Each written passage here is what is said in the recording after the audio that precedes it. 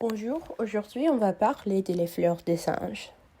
Les fleurs, qui sont des genres Mimulus, ont été baptisées, on dit parce que leurs fleurs ont la forme d'une bûche et que pour certains, elles ressemblent au visage d'un singe. Il s'agit en fait d'un groupe diversifié de quelques 150 espèces dans le monde, dont environ 80 sont indigènes à la Californie. Un exemple d'adaptation paratropique rapide et de spéciation d'une plante à une innovation nouvellement établie est celui de la fleur de singe Mimulus curvilis en Californie. Cette espèce pousse uniquement sur les résidus miniers relativement secs et toxiques de deux petites mines de cuivre en Californie. Elle pousse à proximité et est récemment dérivée d'un hydrophile M. guttace largement répandu. Les mimulus sont un ajout coloré au jardin. Les corburis sont attirés par le nectar, tandis que les spermophiles, les cerfs et les lapins ont une tendance à les laisser tranquilles. Trouvés sur les flancs des hautes montagnes du sud-est de l'Équateur et du Pérou à une altitude de 1000 à 2000 mètres.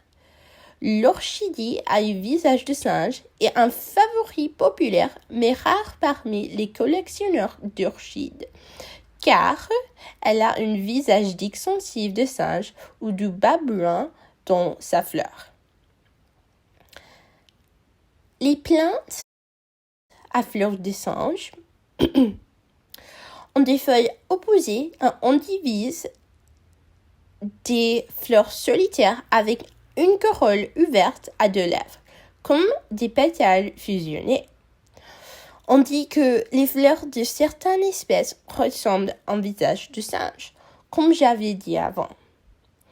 Les espèces herbacées poussent généralement plus dans les zones humides et près de l'eau courante. Les monkey flowers sont un très bon exemple de spéciation et ils sont particulièrement adaptés aux études évolutionnaires.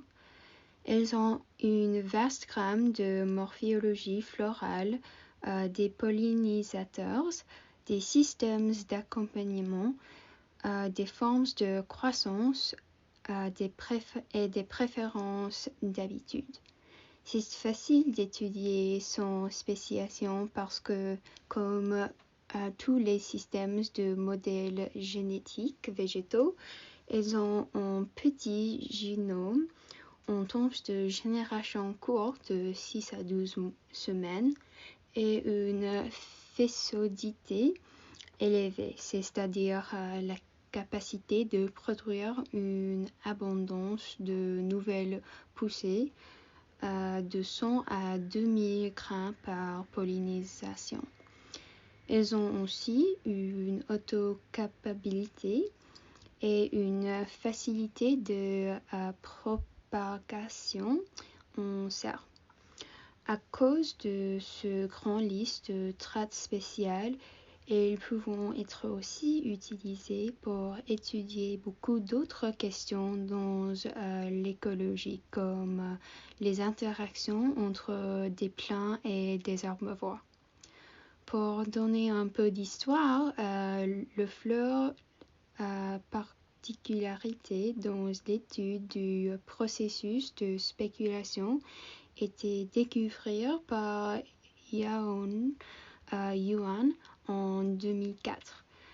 Il a monté des dispositifs documentant autant de diversité florale au sein d'une de fleurs de singe que celle que Yuan avait vue dans les prairies et les berges de cascades, tous générés par la mutation du génome de cette seule espèce de le fleur de singe. Vous pouvez voir des différentes mutations dans le photo sur le droite. Depuis lors, il a recherché des gènes qui contrôlent la couleur, la forme, la taille et d'autres traits de fleurs de Mimulus et qui peuvent avoir des effets similaires sur d'autres plants. Ok, donc c'est Rena et pour ma partie du projet, je vais répondre à 2 questions. La première sera quel est le facteur de spéciation? Est-il géographique, comportemental ou autre?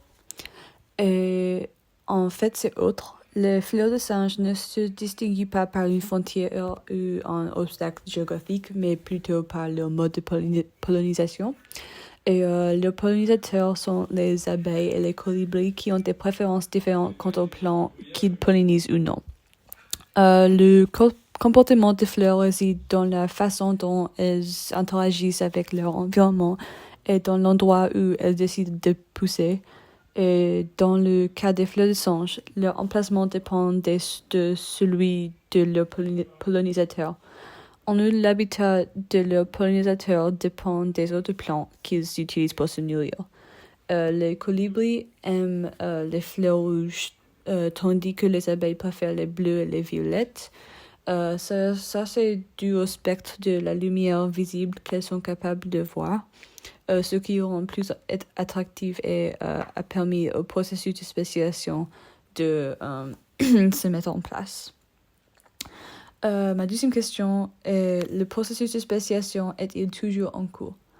Les fleurs de singe continueront à se spécialiser et à évoluer en même temps que les abeilles et les colibris. Les abeilles ont évolué et il existe de nombreuses variations de colibris qui pollinisent les fleurs de singe. Les fleurs doivent s'adapter aux adaptations des oiseaux pour continuer à vivre. Et il existe donc une plus grande variété de fleurs de singe pollinisées par les colibris que par les abeilles. L'étude la plus récente sur la spéciation des fleurs de singe, réalisée par T.C. Nelson, a été achevée en 2021, très récemment, et démontre la spéciation plus récente de l'espèce florale. Le diagramme à droite des différentes espèces de fleurs provient de cette étude et montre les variations les plus récentes des fleurs qui sont issues de cette spéciation complexe et à plusieurs niveaux. Le diagramme présente 8 espèces de fleurs de singe et indique lesquelles sont les plus proches génétiquement. Les espèces les plus proches ont des pollinisateurs similaires ou même identiques et ont connu une spéciation plus récente que celles qui sont plus éloignées. En conclusion, la spéciation des fleurs de singe est en cours depuis l'introduction des colibris dans leur habitat qui a lancé le processus et le poursuit depuis. Finalement, par conséquent, on conclut que la spéciation a été réalisée par des nouvelles pressions de sélection sur le M. gutos normal alors qu'il colonisait un habitat nouveau et inhabituel. Des gènes majeurs et de grands effets qui jouent des rôles importants dans l'isolement reproductif ont également été mis en évidence chez d'autres espèces de sœurs de Mimulus. Dans de tels cas, de nouvelles espèces ont le potentiel d'apparaître de manière presque complète en relativement peu d'étapes évolutives en raison des changements de quelques gènes essentiels.